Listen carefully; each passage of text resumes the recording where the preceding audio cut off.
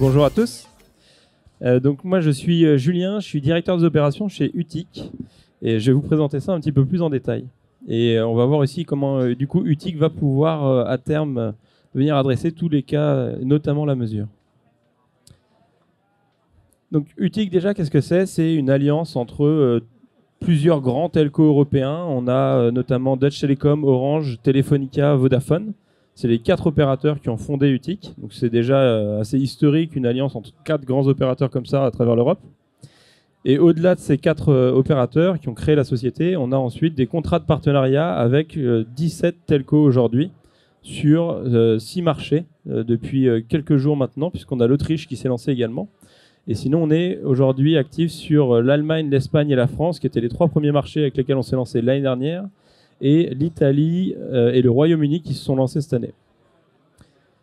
Alors, on va le voir, UTIC, c'est une alternative aux cookies tiers. Et quand je parle d'alternative aux cookies tiers, je ne parle pas d'alternative au sens une fois que les cookies tiers sont partis, on va pouvoir venir remplacer. Mais déjà à date, on va être capable de faire des choses au-delà de ce que permet le cookie tiers. Et on va voir un petit peu plus ce que ça donne. Alors, UTIC, c'est une solution d'identifiant. Je pense que vous avez, pour la plupart d'entre vous, au moins une idée de ce qu'est une solution d'identifiant. Il y en a beaucoup, ça a fait beaucoup de bruit sur le marché depuis plusieurs années, notamment pour venir remplacer les cookies tiers ou pallier à la fin des cookies tiers. UTIC, c'est aussi une solution d'identifiant, mais un peu singulière, un peu particulière, puisque dans les grandes solutions d'identifiant qu'on va retrouver, il va y avoir plusieurs familles. Il y a des familles qui s'appuient sur l'email, ce qu'on appelle déterministe, c'est-à-dire que l'utilisateur vient, il donne son email, on prend l'email, on le reconnaît, et chaque fois qu'on va avoir accès à son email, on saura que c'est la même personne. Et donc, du coup, on va pouvoir lui afficher un certain type de publicité, le ciblage. On va pouvoir limiter la fréquence d'exposition, la répétition. Et on va pouvoir mesurer la performance de la campagne. Tout ça, c'était basé sur le cookie. L'identifiant vient le remplacer. L'email, c'est une façon de le faire. C'est déterminé, c'est-à-dire que c'est très solide. Il y a une très grande stabilité. Mais par contre, il y a un reach qui est assez limité, parce que sur l'open web, c'est 5 à 10% à peu près aujourd'hui d'utilisateurs où c'est logué, où c'est utilisable. Après, de l'autre côté, on va avoir du probabiliste, où là, on n'a pas forcément de problème de reach. On peut l'appliquer un peu partout. C'est ce qu'on appelle aussi du fingerprinting. C'est regarder un petit peu quel navigateur est utilisé, quelle langue, quelle adresse IP, ce genre de choses, pour essayer de déterminer si c'est bien le même utilisateur d'une page à l'autre et combien de fois on lui a déjà affiché la publicité, quels sont ses centres d'intérêt, etc. Le problème de ces solutions, c'est plus la stabilité pour le coup, puisque les informations qui sont utilisées changent beaucoup dans le temps. Et donc au final, au cours de la journée, un utilisateur va être identifié à travers différents ID, ce qui va casser un petit peu ces scénarios d'adressabilité. UTIC, on n'utilise ni les emails, ni les solutions probabilistes. En fait, notre particularité, ça vient justement de ce partenariat avec les opérateurs. Les opérateurs, ils ont une singularité, c'est que c'est eux qui fournissent à travers le monde, partout, pour tout le monde, et quel que soit votre device, votre connexion Internet. Quand vous accédez à Internet, que ce soit via un téléphone, mais un ordinateur, votre télé connectée à la maison, dans tous les cas, a priori, vous avez un contrat Internet avec un opérateur. Et techniquement, ce que l'opérateur va faire, c'est qu'il va vous assigner une adresse IP qui potentiellement va changer au fur et à mesure du temps. Donc, ça ne sera pas tout le temps la même adresse IP.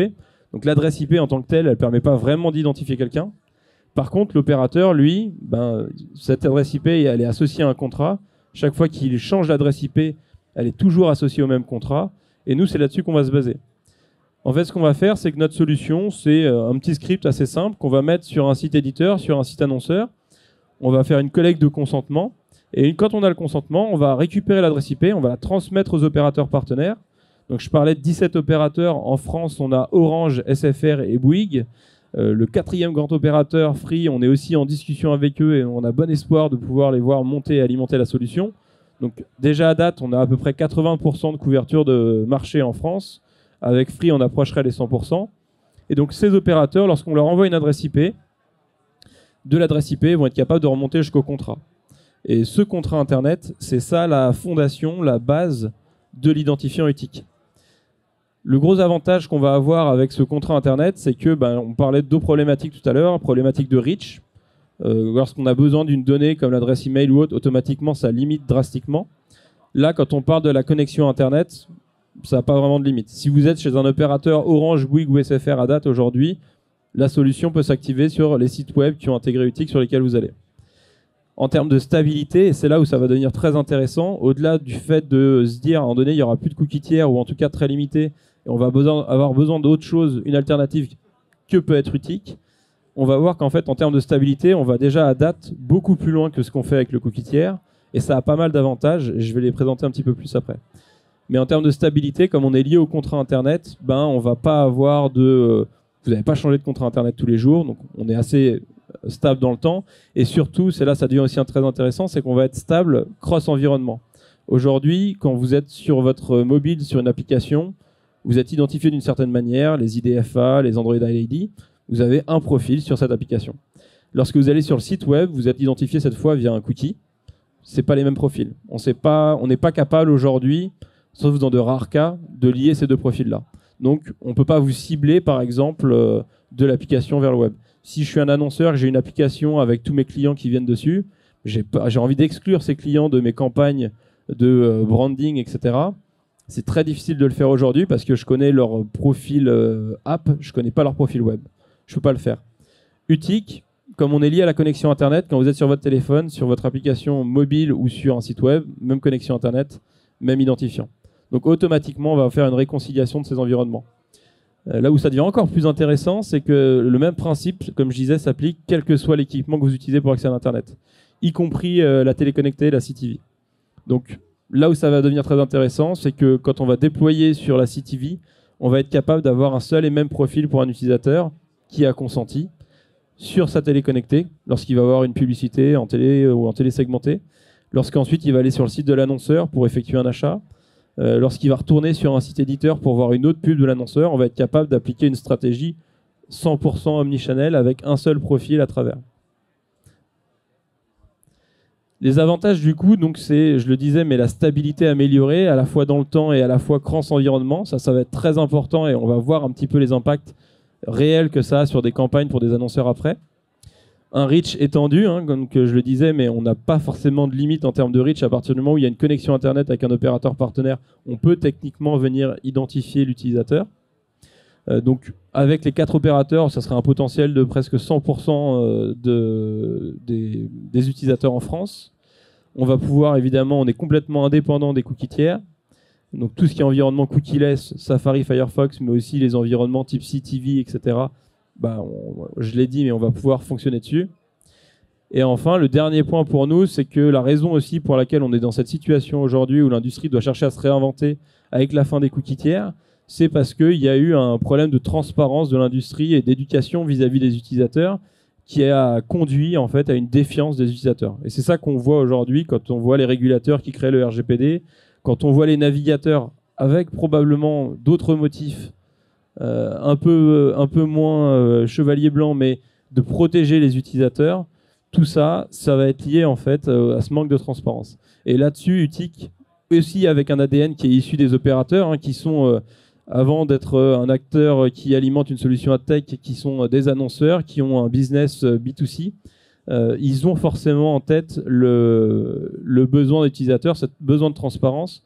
Et donc, ça se traduit par des choses très concrètes où, si vous avez déjà vu Utic sur un site, vous l'avez vu parce qu'en allant sur le site, vous allez voir le logo Utic pour annoncer que le site est partenaire avec Utic, que la technologie Utic fonctionne. Vous allez avoir accès à des outils type le Consent Hub qui vont permettre de vraiment savoir sur quel site est-ce que Utic vous avez consenti et vous a identifié. Et à tout moment, pouvoir dire sur ce site-là, je veux arrêter d'être identifié ou je veux couper la technologie. Donc, vraiment de la transparence et du contrôle. Aujourd'hui, Utic en France, on est à peu près à 37% de reach. Quand je dis 37% de reach, c'est-à-dire qu'on couvre 37% des Français. On a une vingtaine d'éditeurs parmi le top 30 en France, une centaine de sites web, et ça représente 20 millions. Alors, je ne vais pas dire 20 millions d'ID, c'est 20 millions d'ID, mais aujourd'hui, je trouve que quand on parle d'ID, on a tendance à parler de centaines de millions. Et le terme est un petit peu galvaudé.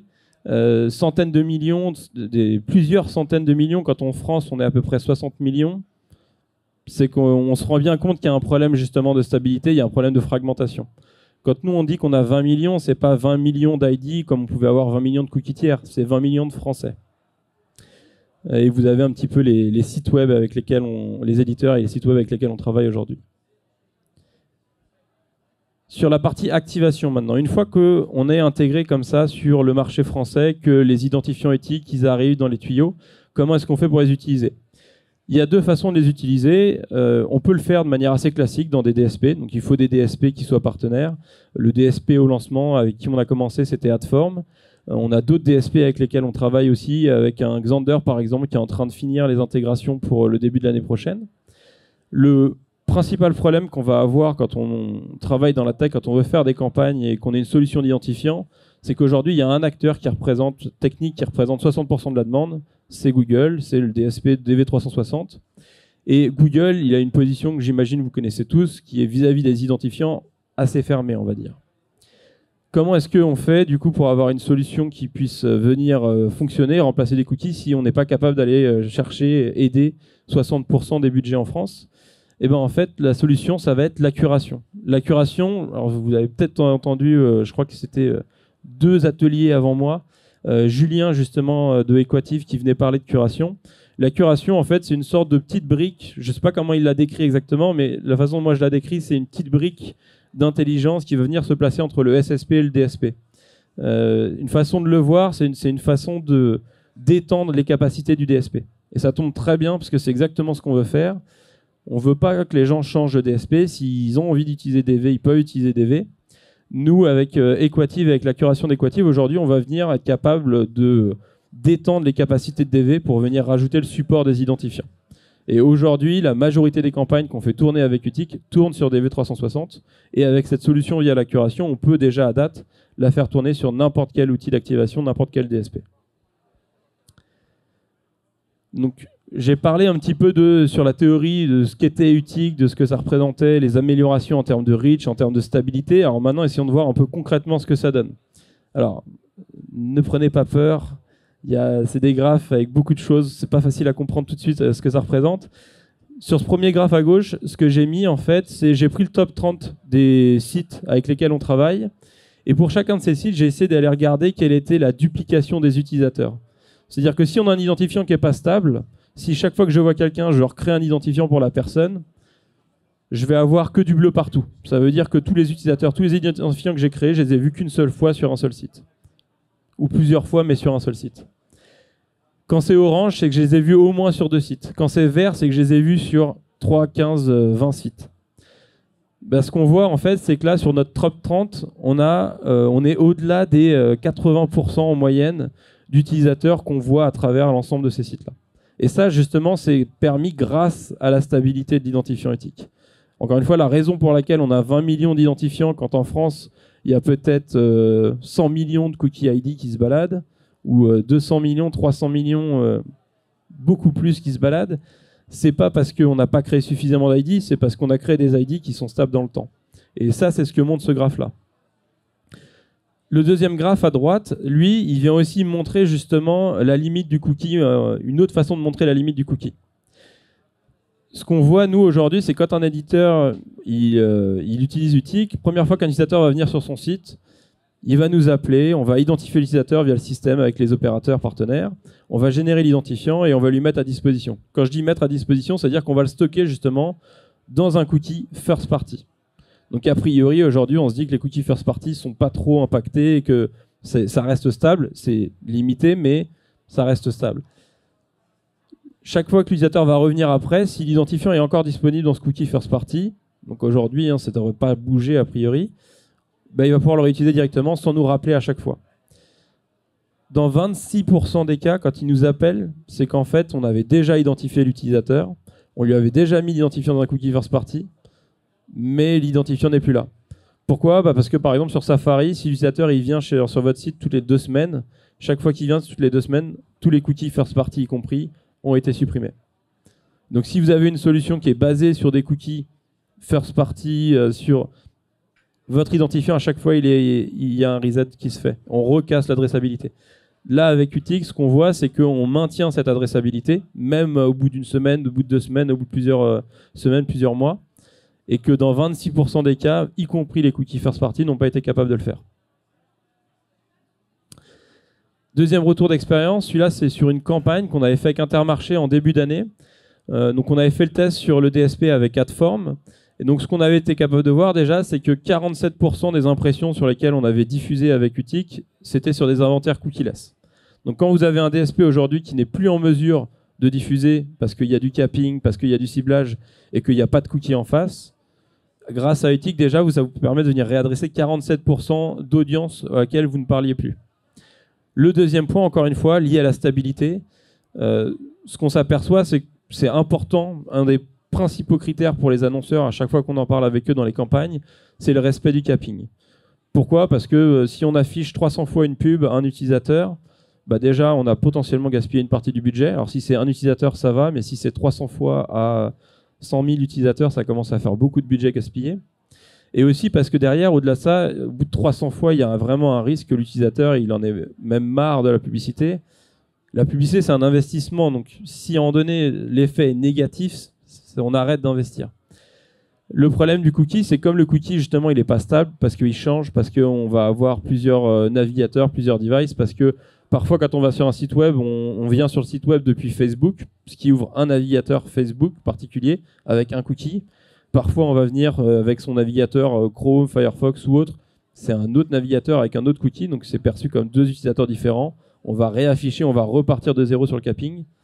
Avec Utic, tout ça n'arrive pas. Et donc, du coup, ce qu'on s'est aperçu, c'est que sur cette campagne, en l'occurrence, on avait eu 15% de budget qu'on avait pu sauver avec Utic et réinvestir directement.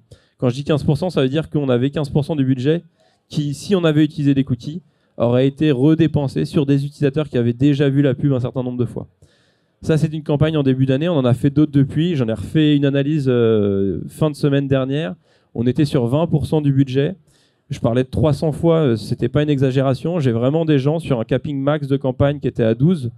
On a fait un A/B test d'un côté les cookies, de l'autre côté Utic. Quand c'était les cookies, on a eu des cas de gens qui ont vu 265 fois la publicité, alors qu'ils n'étaient pas censés l'avoir plus que 12 fois.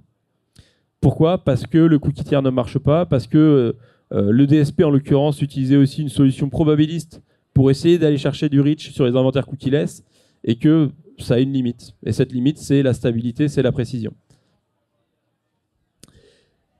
On va voir justement en termes de stabilité par rapport à un DSP qui utilise du probabiliste pour aller étendre le reach. Là, ce que j'ai fait sur cette campagne, c'est que j'ai affiché en fait... Alors les barres, ça représente le nombre d'utilisateurs à quels on a affiché la publicité, et les chiffres en dessous, ça représente le nombre de fois que ces gens ont vu la publicité. Donc, majorité des gens ont vu la publicité une fois. Quelques-uns 2 fois, 3 fois, etc.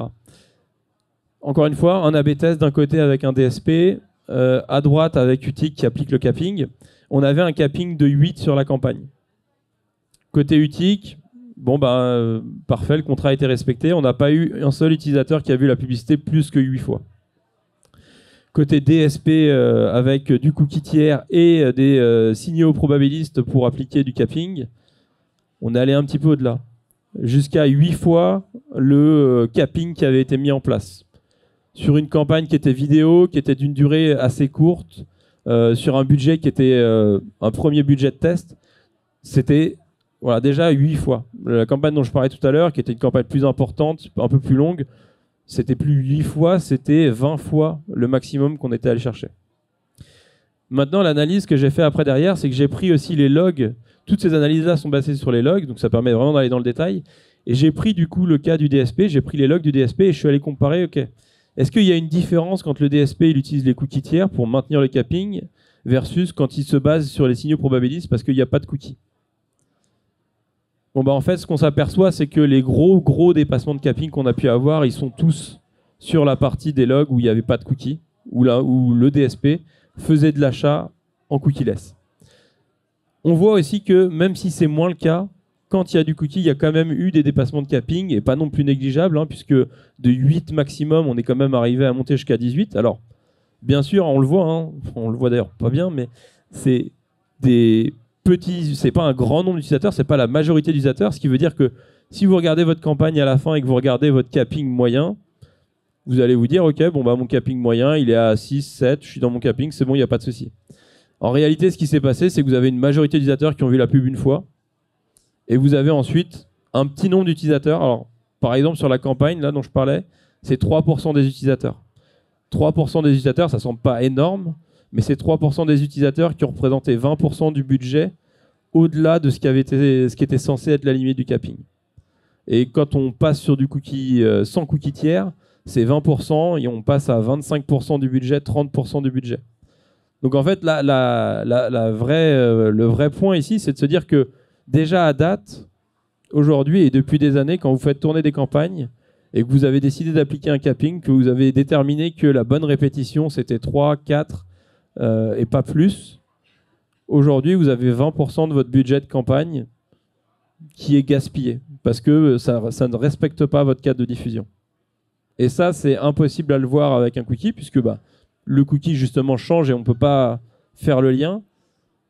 Quand vous utilisez Utic, vous êtes capable de récupérer ces 20%. Donc déjà, à date, là je parle aujourd'hui, quand on a encore des cookies tiers. Utiliser Utic, c'est sauver 20% de votre budget automatiquement pour aller pouvoir le réinvestir et aller récupérer plus de reach, plus de personnes sur lesquelles on va pouvoir toucher, pour éviter d'avoir des gens qui vont voir 265 fois la même publicité. C'est tout ça, et ça c'est juste une partie des avantages. Il y en a d'autres après, on pourrait parler du fait que si vous avez un identifiant Utic, c'est que vous avez une connexion Internet avec un contrat derrière, donc a priori on est sur un utilisateur humain.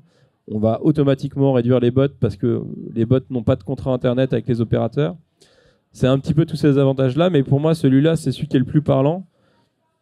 Ne pas utiliser Utic aujourd'hui, c'est se dire qu'il y a 20% du budget qui va être gaspillé. Et ça s'empire encore une fois avec la fin du cookie tiers.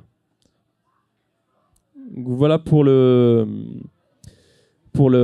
qu'on a fait jusqu'à présent avec Utic. Le meilleur est à venir. Alors, j'avoue, j'ai un petit peu menti sur le titre parce que j'avais parlé de la mesure dans le cookie-less. En réalité, la mesure, elle va découler de tout ce qu'on a vu jusqu'à présent. Elle va découler de cette stabilité, de cette capacité à être cross-environnement. C'est tout ça qui va permettre d'arriver à une mesure qui soit réellement effective. Et je dirais l'autre enjeu, et j'en ai un petit peu parlé, mais pas trop aujourd'hui, l'autre enjeu, c'est que côté annonceur, il y a une autre problématique en plus de celle qu'ont les éditeurs aujourd'hui avec lesquels on a beaucoup travaillé. C'est que les annonceurs, comme les opérateurs, avant tout, ils ont un business B2C. Donc les gens qui veulent arriver à convaincre, c'est pas les visiteurs qui viennent sur le site web pour consommer du média, c'est les gens qui viennent chez eux pour acheter. Et donc du coup, ce problème de transparence, ce problème de contrôle qu'on a cherché à adresser avec la solution, avec les opérateurs, avec l'ADN opérateur, c'est quelque chose qui fait énormément écho côté annonceur.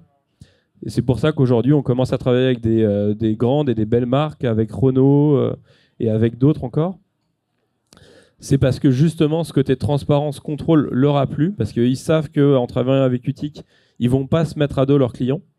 Et ils savent derrière qu'ils vont pouvoir bénéficier. Donc, un des avantages, alors l'avantage dont je parlais tout à l'heure sur le frequency capping, c'est quelque chose qui peut se faire très vite. Il n'y a pas besoin d'un contrat avec Utic. Vous faites une campagne, vous prenez un deal Utic avec du capping qui est défini à l'entrée et c'est parti, on y va.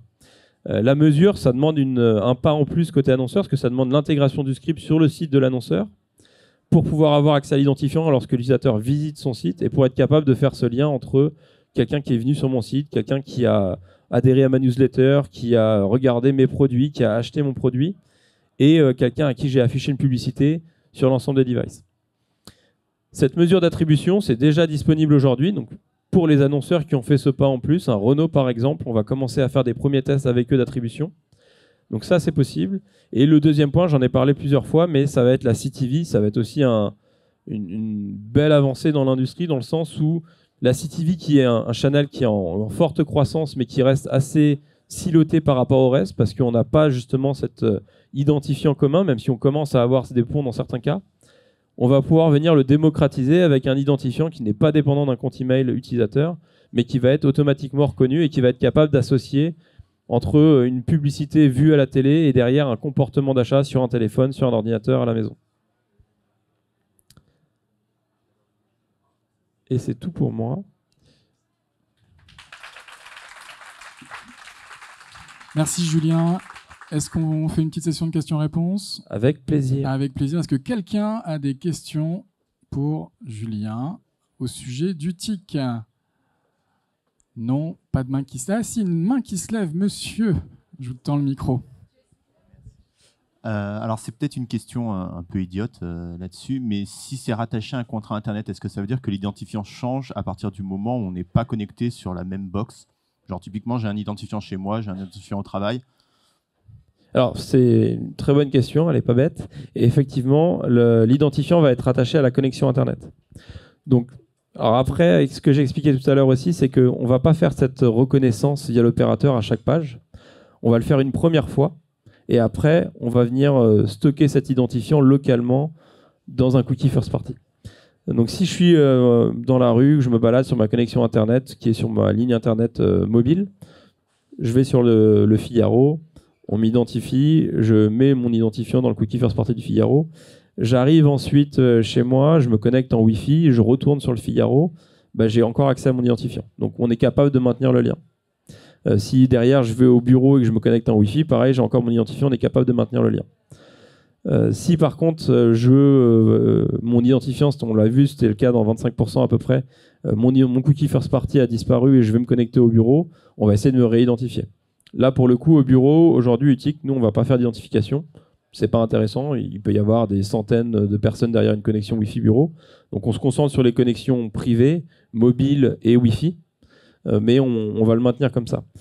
Aujourd'hui, ce qu'on fait, c'est qu'on identifie la personne une première fois, on met l'identifiant à disposition.